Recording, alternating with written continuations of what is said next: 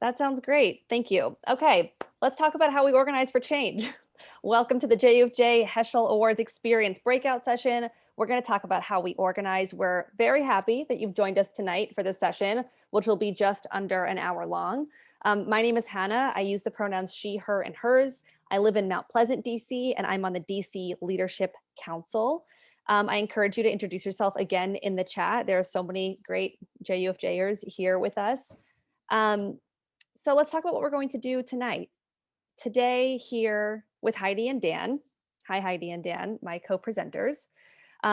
We're going to share with you how JUFJ organizes. And here's why. I was actually really happy to hear Jacob kind of allude to this. Organizing is an ever-changing art, and it can be clear what organizing is when it's highly visible, like during protests or when we win something that's very high profile, very major. But most organizing is not as flashy. It involves a lot of work and a lot of Google Docs and Zoom meetings with people exactly like yourselves, if not exactly you all. So we invite you to take in this.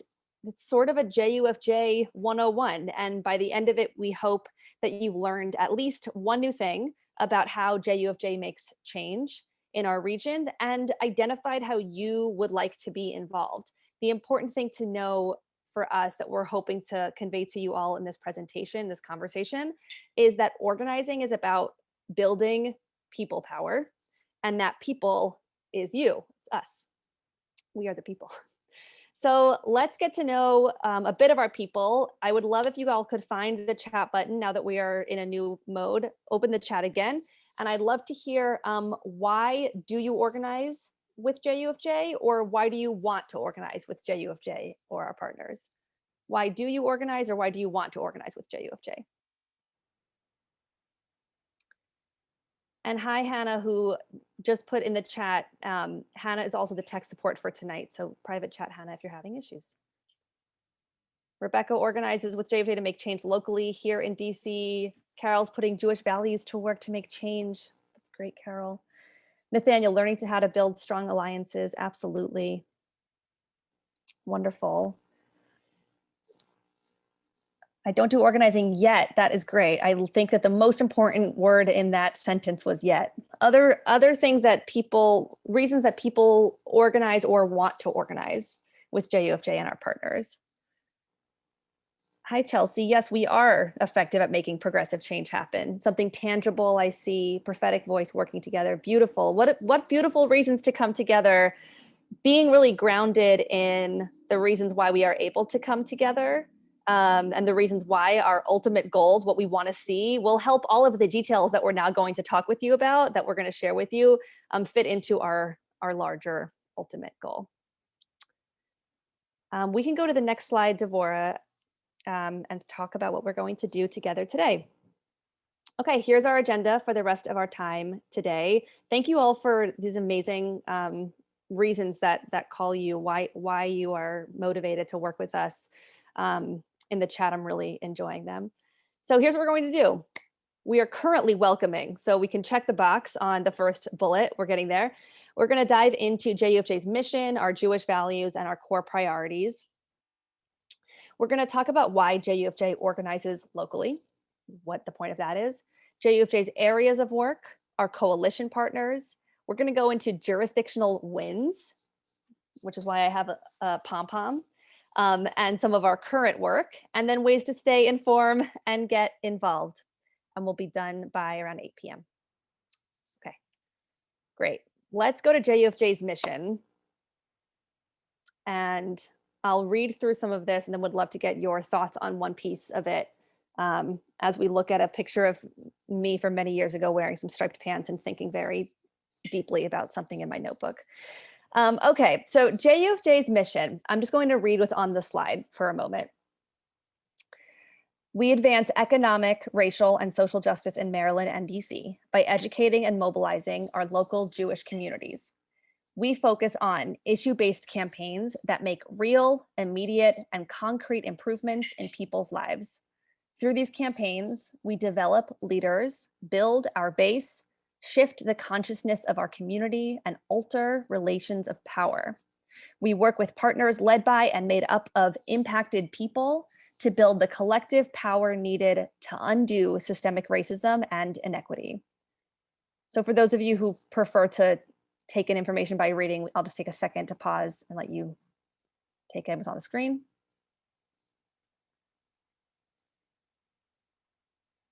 And I'd love to pause and zoom in on something that I think we talk about a lot, but has a few different meanings, and sometimes we don't take the time to define it. So on the bullet point, on the third bullet point here, there's a phrase, to build our base.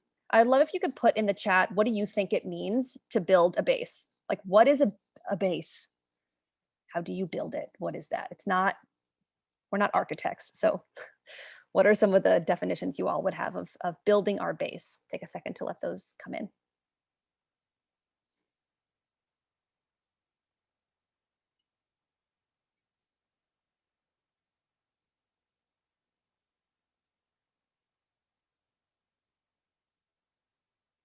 What does it mean to build a base? A strong and reliable core of support. I love the word reliable that you put there, Nathaniel. A base is a group of people, voters, potential voters who can be organized in order to help make change. Claire privately DM'd me a critical mass of people who will respond with action when educated and mobilized. I think that's an amazing point. So Claire, if you actually want to send that to everyone so it can be in the official chat, that would be great. The number of people sending action alerts, testifying, making phone calls went up dramatically. We built our base, right, Carol? That's like a way of being able to tell that you built a base. I'm seeing words of like support and membership, groundswell, and I'm seeing a theme here of folks who are in it for the long haul.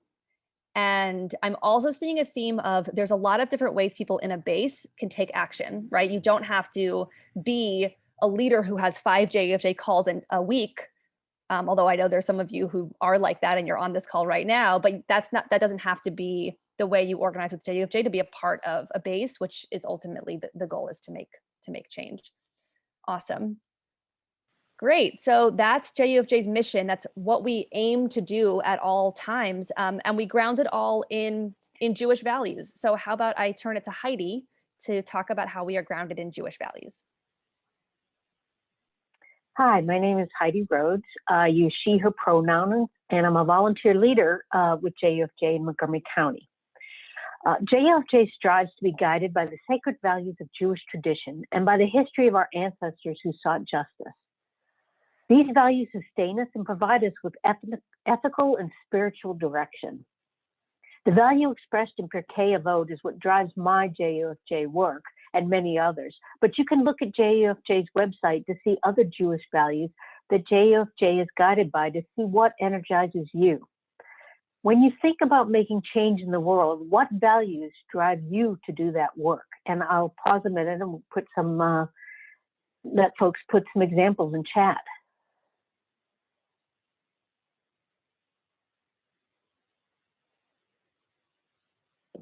I see justice, tzedek. Thank you, Carol.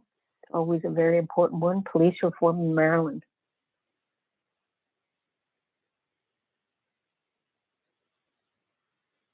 Tikkun Olam, the responsibility to repair the world. That's a good one, Rebecca. For some reason, I can still see Hannah as the speaker. Do you all see me? Because I don't see myself. You do see me. Okay, good. Tikkun Olam again, wonderful, Jamie. And Shira, too.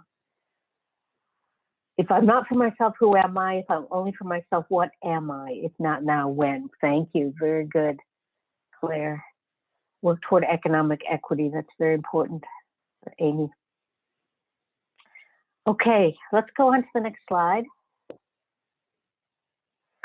These are some of our core priorities here with JUFJ. We began in DC, actually, in 1998, and then expanded into Montgomery County in 2006, and Baltimore County and City in 2014. We're now expanding into Howard County and Prince George's counties and have worked on Maryland statewide issues for the last 8 years. We make our decisions about what to work on in coordination with coalition partners who are most directly affected by the issues, always in consultation with our JFJers and staff. We'll talk more about specific partners as we discuss specific campaigns. Priority 3 on the slide includes mobilizing our community and building our base. We don't have paid membership. You become a JFJer by showing up and doing the work. That's how I got involved. I came to the kickoff last year, so it's only been a year I've been at this. I just kept showing up to learn more about JUFJ and the issues that I care about most. While we encourage donations, and who doesn't, tell you the truth, our biggest ask is for you to participate with us in Jews United for Justice, education, advocacy, and community building. Thanks, Laura. She put in chat, she's glad I showed up. We aim to strengthen ourselves by expanding our area and influence. As noted, JUFJ began in DC, expanded to Montgomery County and Baltimore. We worked on local issues in Maryland, worked on state issues in Annapolis with coalition partners. But Montgomery County and Baltimore are just 2 of the 24 political jurisdictions in Maryland.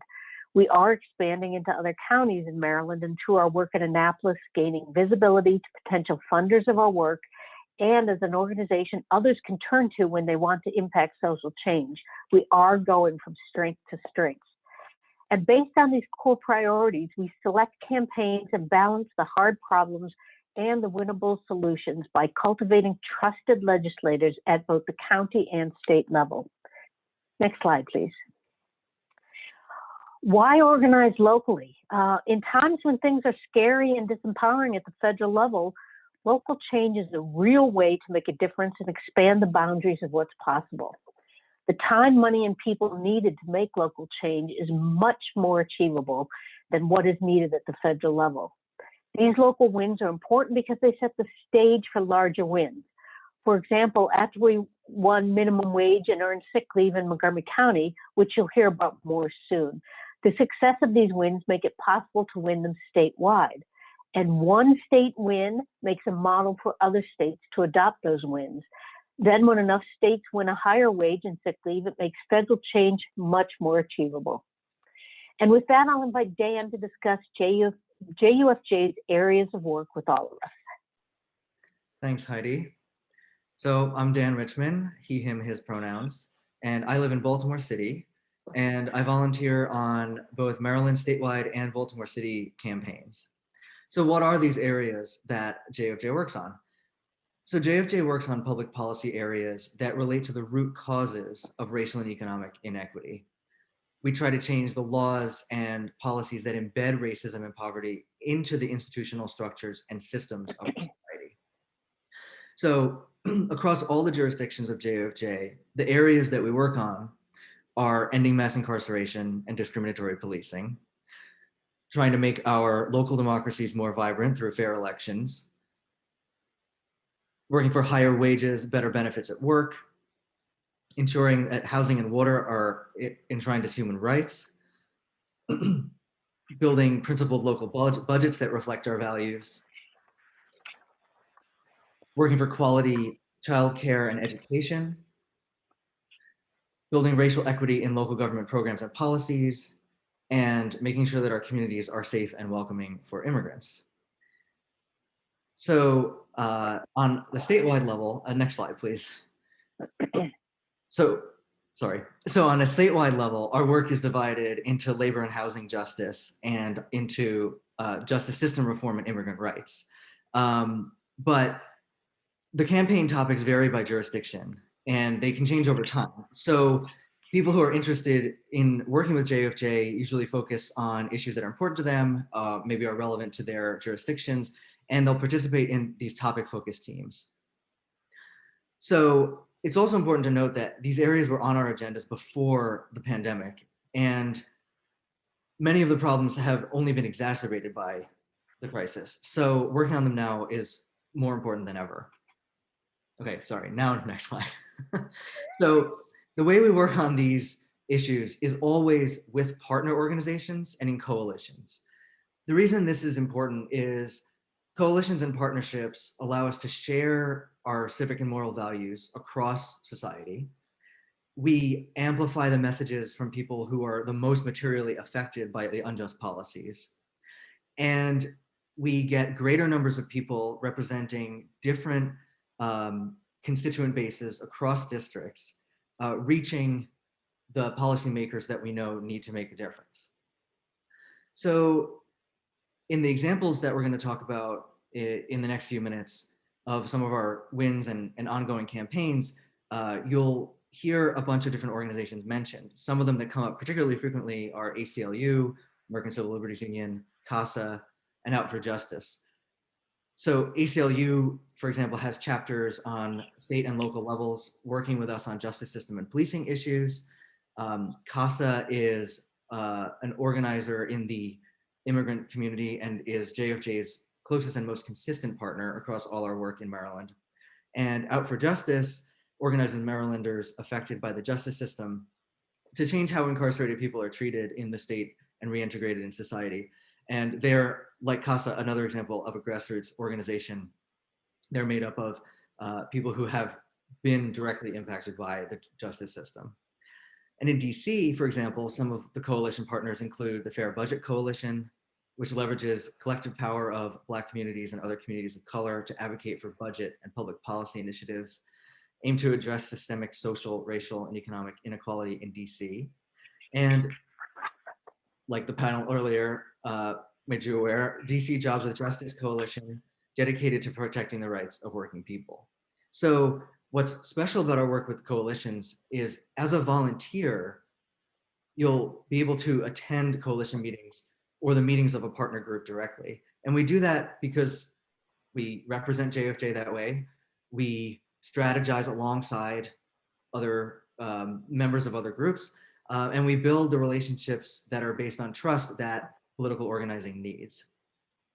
So, as I mentioned, we're going to look at a bunch of JFJ's major wins throughout the years and mention how you can get involved in the ongoing work. So I'm going to hand it back to Hannah to start with DC. Sounds great. I love talking about wins. A lot of you on the call who have been involved in JUFJ over the years know that it's not always wins. So I don't want to pretend that it always is, but it's also good to celebrate the things that we are able to achieve. So let's talk about DC, our wins and a little bit of a story about them, and then what we're currently doing, and then we'll go through that by.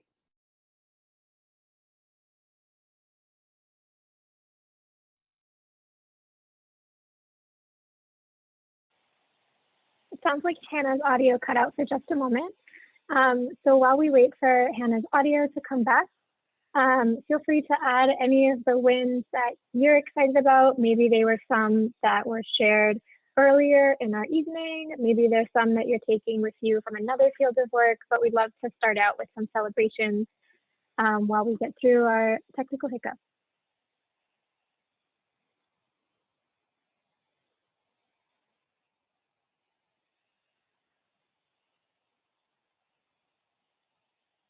Great, and I'm seeing Shira say that it's great to remind ourselves of the wins to get through challenging times. Completely agree. Yes, Carol, the ballot question wins in Montgomery County were fantastic.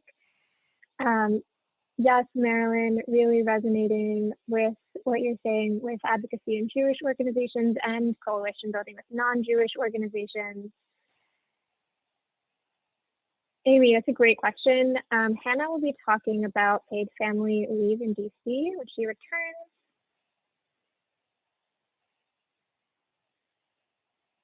Great, and Shira, Janice Lewis George winning in the DC Council, fantastic.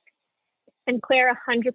So it really does take time to work towards wins and make sure they happen. And Heidi, yes, we can certainly move to MoCo. So thanks everyone for sharing some wins with us.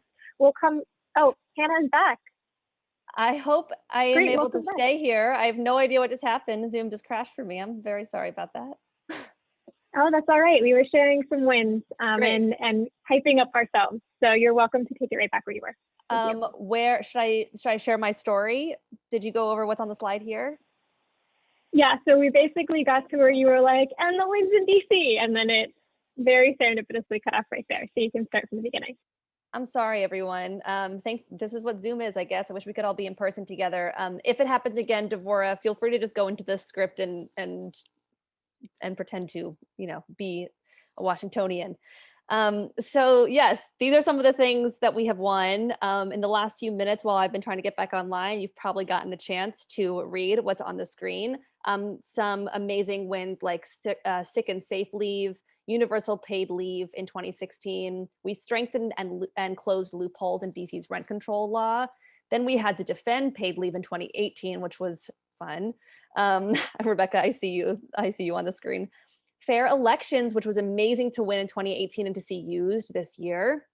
We blocked a tax giveaway to DC's wealthiest home.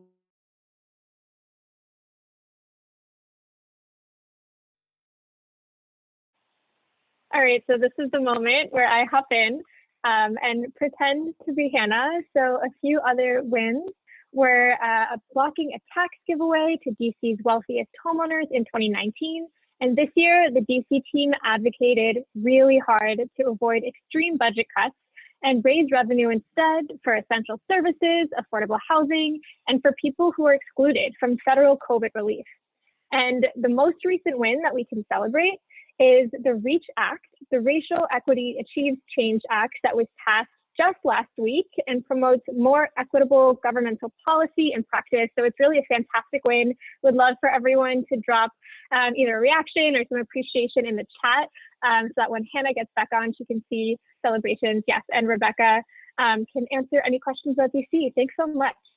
I am really sad to share Hannah's story. I feel like she should be the one to share her own story. So let's hop back to Montgomery County, and then once Hannah returns, we can hear her story. Heidi, I'll pass it over to you.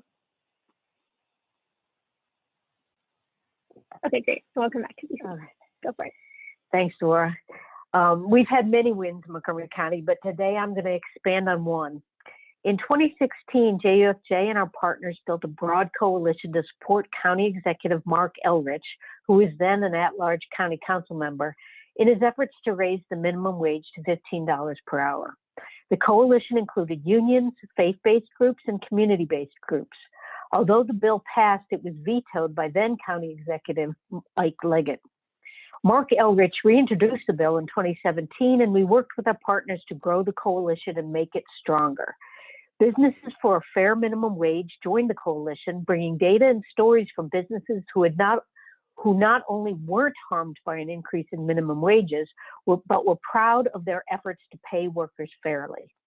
When the bill passed in 2017, it included some part-time workers and a tie-in with the inflation rate. This tie-in is key, since it means we don't have to keep having this fight again and again every few years. The bill includes businesses of all sizes, although each of these has a different date when the wages will reach $15 an hour. Big companies have to enact $15 an hour in 2021, medium-sized businesses in 2023, and small businesses in 2024. Creating a large coalition and keeping all the partners together for the duration of the campaign was a great deal of work. But in the end, working in coalition brought a better bill. Not all of the goals were fulfilled, but the result was a lot closer to our goal than might have been otherwise. And together with our partners, we were able to turn this county win to a statewide win of the $15 per hour minimum wage just 2 years later. We've had some really exciting wins recently too. When the pandemic hit, JUFJ successfully demanded that the county government proceedings remain open and accessible to the public by allowing live testimony for council hearings. We joined with partners to demand a near total ban on rent increases during the state of emergency and for 180 days after the emergency is lifted. Along with coalition partners, we helped block an expansion of county police into middle schools, secured funding for significant expansion of mobile crisis response services, and worked to pass a strengthened use of force bill that prohibits chokeholds and significantly limits no-knock warrants. And on election day, just a few weeks ago, our Montgomery County team won all 4 ballot questions, successfully advocating for a better tax structure and more representation. Next slide. There's still much work to do in Montgomery County. For 2021, The work's been organized into 5 working groups that you can see on the slide. On racial equity, we're coordinating with the Montgomery County Racial Equity or MORE network. We'll be focused on budget advocacy, reviewing and commenting on legislative impact statements, and engagement with the County Equity Committee. On policing legislation and the police budget, we're coordinating with the Silver Spring Justice Coalition and newly formed Montgomery County Defend Policing and Invest in Communities campaign. Our advocacy will include testimony, viewing parties, work sessions, and social media engagement. On the Policing Advisory Commission, or PAC, we are again coordinating with SSJC. We are working to build relationships with members of the commission and holding watch parties to engage with the work of the commission. On police-free schools, we're coordinating with SSJC and Racial Justice Now and Young People for Progress to get police out of Montgomery County schools. Today, council members Will Jawando and Hans Reamer introduced a bill to remove police from schools, and our advocacy will continue to target both the school board and county council. We're looking for JUFJers to share testimony with county leaders about the urgency of getting police out of schools. Let us know in the chat if you'd like to learn more about testifying to get police out of schools. And our final working group is on housing. We're coordinating with CASA, the MORE Network, the Renters Alliance, the Coalition for Smart Growth, and other housing advocates. We're going to advocate on eviction prevention, renters' rights, and affordable housing. For those of you joining us from Montgomery County, please put in the chat which of the current campaigns you'd be excited to work on or what you want to know more about.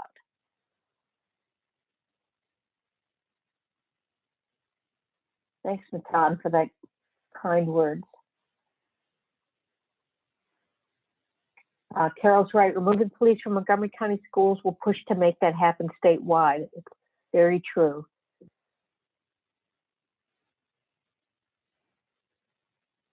Anyone have any questions who's from Montgomery County on areas they want to work on?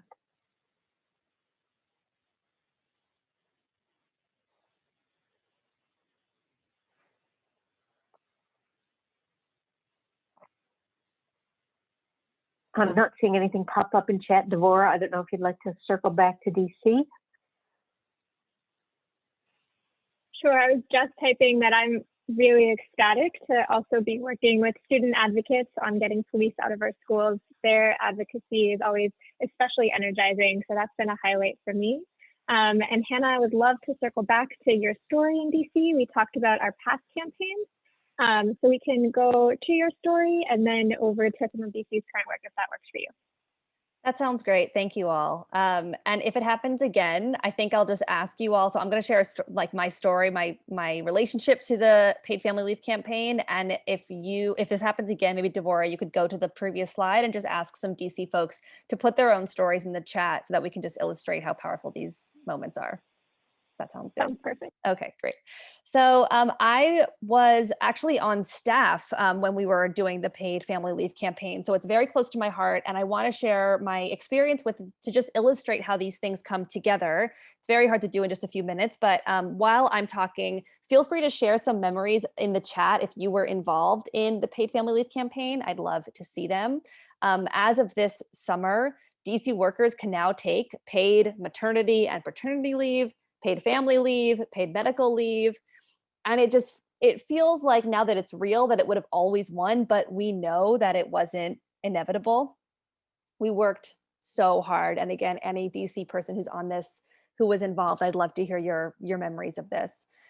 JUFJers did so much, like we wrote testimonies and testified at hearings at the DC Council, many of us for our very first time at the DC Council, which was an action that I know was so powerful for many of us and led to incredibly long days and then nights of story after powerful story at these hearings.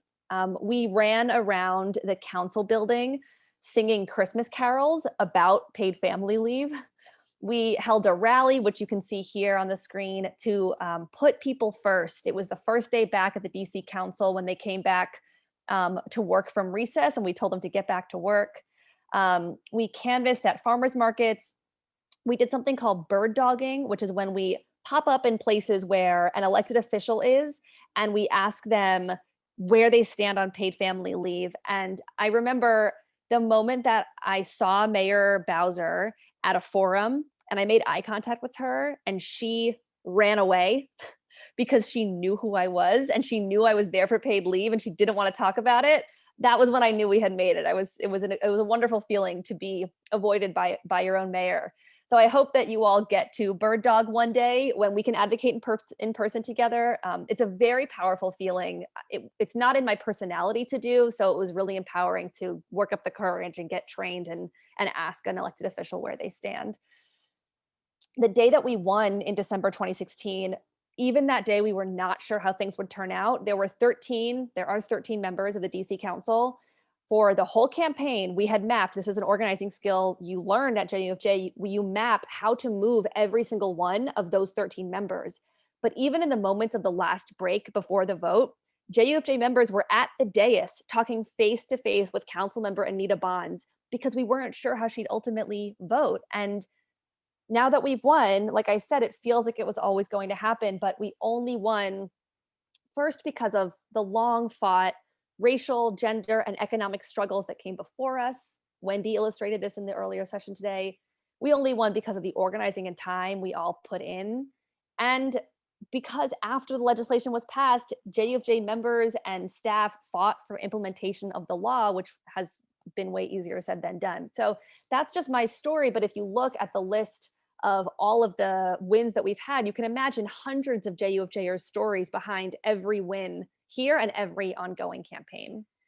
So the ongoing campaigns that we have right now fall under a few different buckets. We're really excited to launch a number of working groups in DC that we're excited to be able to work with many of you on. So starting with racial equity and justice. So first I want to say we're working on implementing the REACH Act, which we just won, as part of the DC initiative on racial equity in local government. That's one.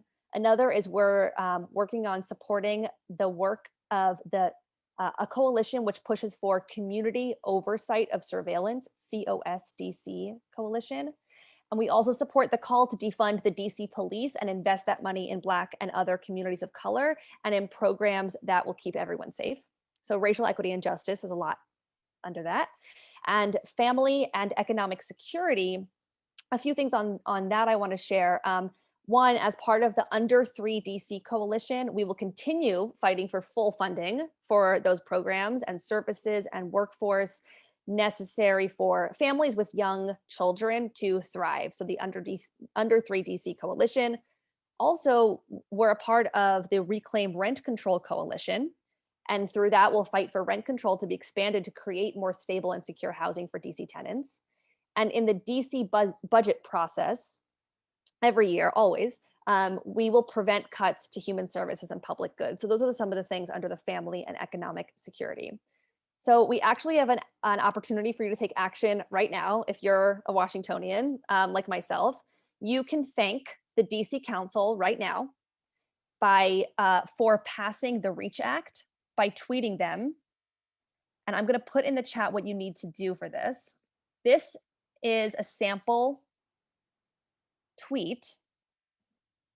It says it's a sample. Is that a Kenya McDuffie tweet that we're going to in the chat? Yeah, so you can respond to that tweet or you can retweet that tweet.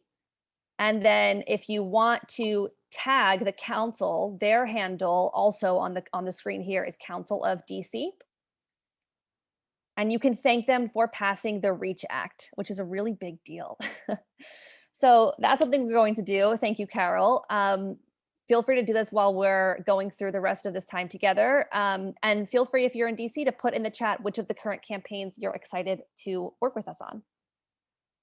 And that's DC. I'll turn it over to Dan. I think we're actually going to go to Howard County before Baltimore. I missed all of that. That's such a bummer. I can't wait to watch the recording and see what you guys shared. No, it's all good. So then just to talk about Howard County, my name is Devorah. I use she, her pronouns. I am a community organizer with the Montgomery County team in JUFJ. And I'm just going to take the next few minutes to talk to everyone about the work that's been happening in Howard County to end Howard County's contract with the Immigrant Customs Enforcement Organization, also known as ICE. So this work began in 2019. It started with an Artscape protest and Tisha B'Av action. Since then, JUFJ helped to found the Howard County Coalition for Immigrant Justice. They held dozens of coalition meetings and even more in-person actions, including an incredibly beautiful Tisha B'Av action. And for anyone who may not be familiar or who needs a reminder, Tisha B'Av is the Jewish holiday of grieving. And so these acts really beautifully connected the grieving of this holiday with the atrocities that are happening to immigrant detainees and ICE in our very own communities. So more recently, the Howard County Council voted to end the Howard County contract with ICE this summer, but the bill was vetoed by County Executive Calvin Ball. And so the work continues. There was a hearing that happened last night about establishing a local trust act, and a vote is coming soon. And so we also have an action for anyone who lives in Howard County who wants to continue this really important this really important action to protect immigrants who are living in Maryland. And you can take action by signing up for the next Howard County Coalition for Immigrant Justice General Meeting. And thanks to Dan who put that in the chat. And for anyone who is thinking like, oh my gosh, there's all of these action alerts and all these events that I'm getting and you're not sure which one to sign up for, we'll be sharing at the very end an action with all of the different opportunities to get involved in jurisdictions. And so you can just click which jurisdiction you want to continue involvement with, and we can get updates to you from there. So if you're a little overwhelmed, that's totally okay. There's still room to follow up. Great. So with that, I want to thank everyone, and please post in the chat what is exciting to you about this action happening in Howard County. Love the Jews Against ICE sign, Rebecca. Thank you for that. And while you all share in the chat what your comments are, I'll pass it to Dan to give us some updates on Baltimore. Thanks, Devorah. So with Baltimore, the first thing I want to say is it's really important to understand that a lot of policy that affects Baltimore is actually controlled on the state level. So JFJ often directs our city grassroots energy into General Assembly advocacy, but we do have a dedicated Baltimore action team, and that has been growing over the last 3 years, and it's helped our partners in the city achieve substantial wins. So the biggest is the Water Accountability and Equity Act that passed in 2019. It makes water permanently affordable for low-income Baltimoreans, which brings the city in line with United Nations standards, believe it or not. And it requires the Department of Public Works to make it easier for water customers to contest incorrect bills, which is something that happens a lot in Baltimore City. So JFJ helped get this bill passed by working to lead the Right to Water Coalition alongside a partner called Food and Water Watch. And we worked in close partnership with the City Council President, Brandon Scott. So now we're fighting the Department of Public Works to meet the implementation goals. And in fact, just last night, an implementation bill was passed by the City Council to try to make that happen. So stay tuned for more of the opportunities to help ensure that those changes that we need are made swiftly. So in summer 2020, as people were protesting police violence around the country, we joined local partners such as Organizing Black in calling to defund police. And what this specifically meant in Baltimore was trying to reduce Baltimore's outrageously large police budget and getting socially beneficial programs funded instead. One of the actions we did was joining a car caravan outside City Hall that helped move city councilors to make a $10 million cut to the police budget. Interestingly, at that time, City Council was not able to do anything more than make that cut from the mayor's proposed budget. We would have wanted them to reallocate funds to programs that we preferred, but they could not do that. So for the rest of the 2020 election season, we successfully campaigned to pass question F on the city ballot. And this amends the city charter to give power to the council to move money in the budget, making the budget more democratically accountable. And on November 3rd, that passed with 75% in favor. Side note, all of JFJ's campaigns on ballot initiatives were successful this year. This year, we also fought for renters' rights, especially their ability to get a fair shot at fighting eviction in rent court. We are working with the Public Justice Center and other members of Baltimore Renters United, another coalition, to pass the right to counsel so renters have representation in rent court. And in fact, the city council passed that bill last night. And if signed by the mayor, it'll provide Baltimore City tenants free legal representation in eviction cases. It would also require landlords to provide a brochure to all tenants informing them that they have that right and opportunity for legal representation. This is a major change. So many landlords have representation and nearly no tenants have had any representation, and it dramatically affects outcomes and ultimate costs in the system. So if you're in Baltimore City, we need your help in pushing the mayor to actually sign that bill. So you can fill out our action alert, and I'm happy to paste that in the chat.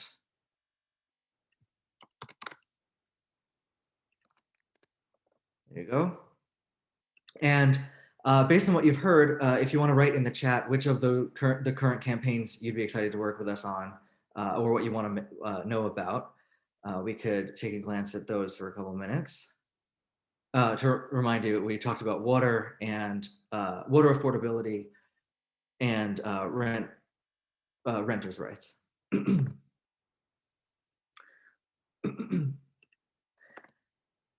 I was particularly upset during the pandemic from the beginning about how little the governor, especially, and then ultimately the General Assembly was doing about the rent issue. So I'm glad to see that we're finally moving on something that'll help stem the avalanche of evictions that we're expecting.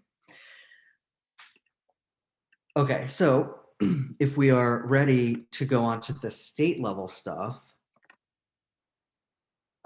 yeah, I'll keep going. So I'm going to tell you about wins that we started, especially in almost a decade ago now, with marriage equality, a successful ballot initiative. This was one of the first major statewide wins following years and years of organizing. Since then, we've organized the statewide work and developed it, as we've mentioned, expanding into more and more jurisdictions. And we organize that work now into labor and housing justice and justice system reform and immigrant rights.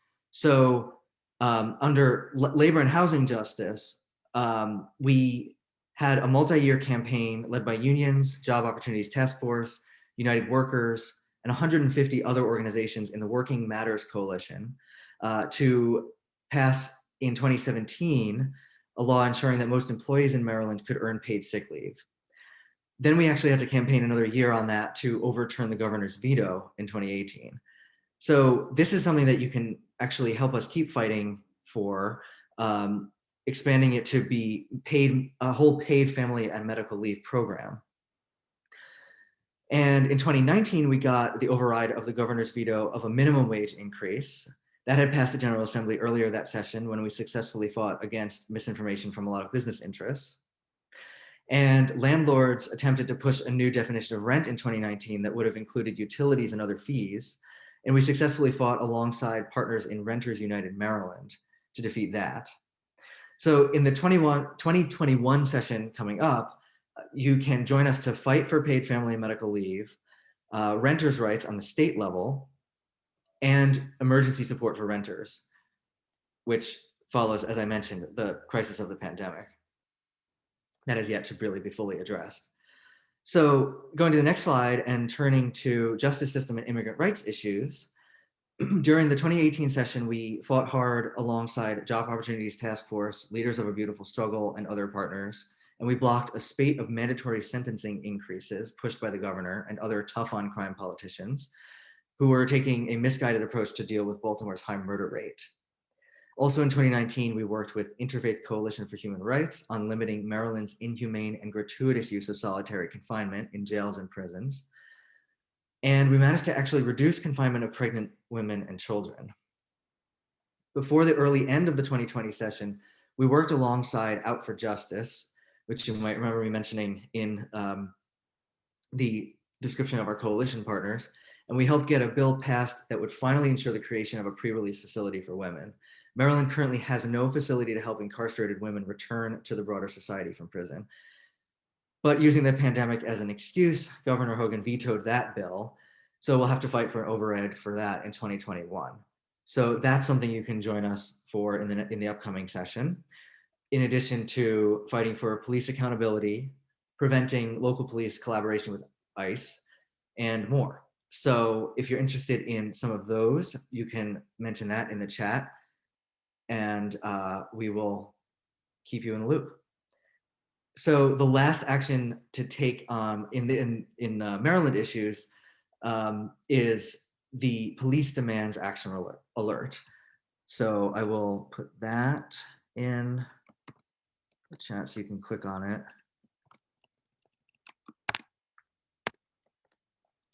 And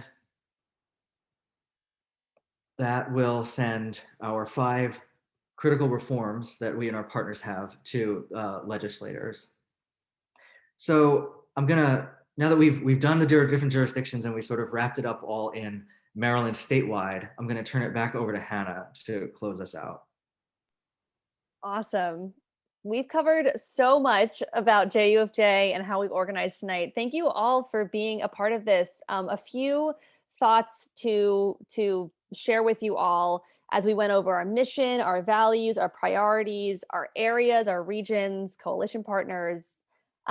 What I really felt was, there's a lot of issues that we just named in the past and currently, and I would invite you all to be drawn to the issues that are really motivating you and put in the chat what those issues are. And at the same time, join up and be curious. The issues are all connected. You might find that your passion starts in affordable housing and ends in paid leave, or vice versa, or all together, or whatever it is. All of the work that we do is so intimately connected and so effective that you'll want to be part of anything that we do. All of our jurisdictional work, all of our relationship building has led to the amazing wins that you've heard about today. And of course, when we don't win, we are always laying the groundwork for a more just future. And along the way, we get to build a very powerful community rooted in support and justice. So in a second, we're going to have one last chat conversation. As many of you know, JUFJ is all about learning and also about sharing your resources and skills. So I'd love if you could put in the chat 2 things. One, what's one thing you'd want to learn in order to grow deeper into your JUFJ work or organizing work in general? One thing you'd want to learn. And 2, what's one thing you'd want to offer the JUFJ community or organizing work? One thing you'd want to learn or one thing you'd want to offer. And you can also just pick one or the other of those if there's one that's coming really easily to mind.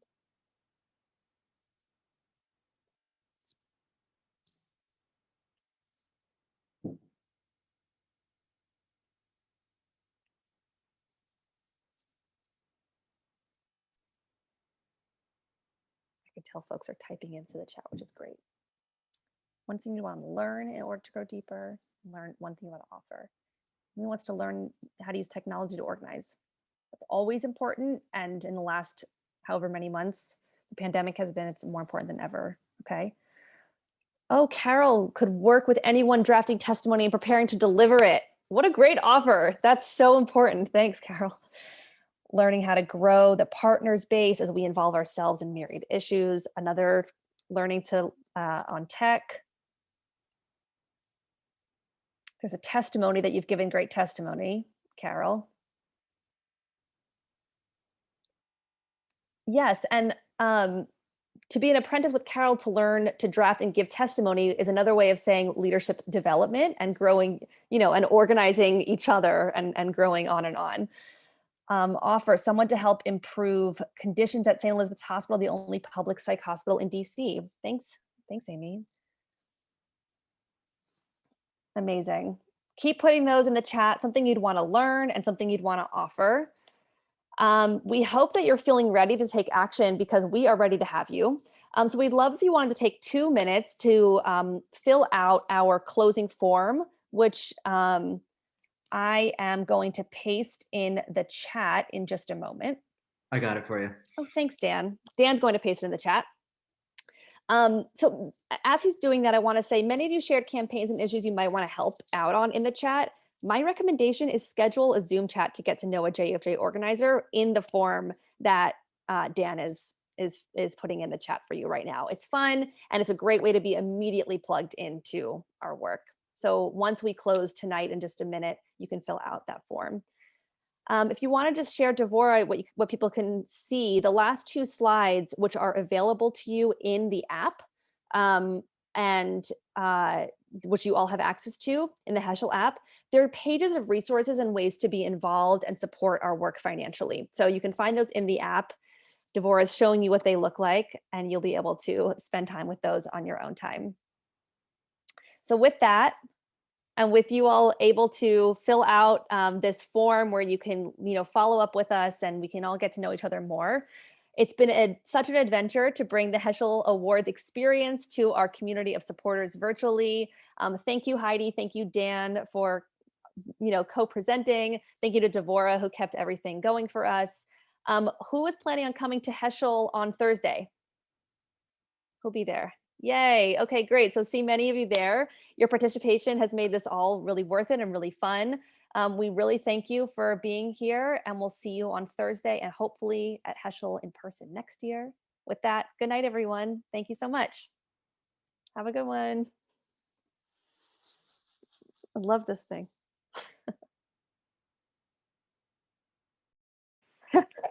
I was a cheerleader in another life. And you're welcome to just close out of the chat, leave the room, head out of the meeting. Heschel for tonight is done whenever you are. So thank you all so much for joining, and another huge Kol Hakavod. Congratulations to our presenters for a fantastic job tonight. Good night, everyone.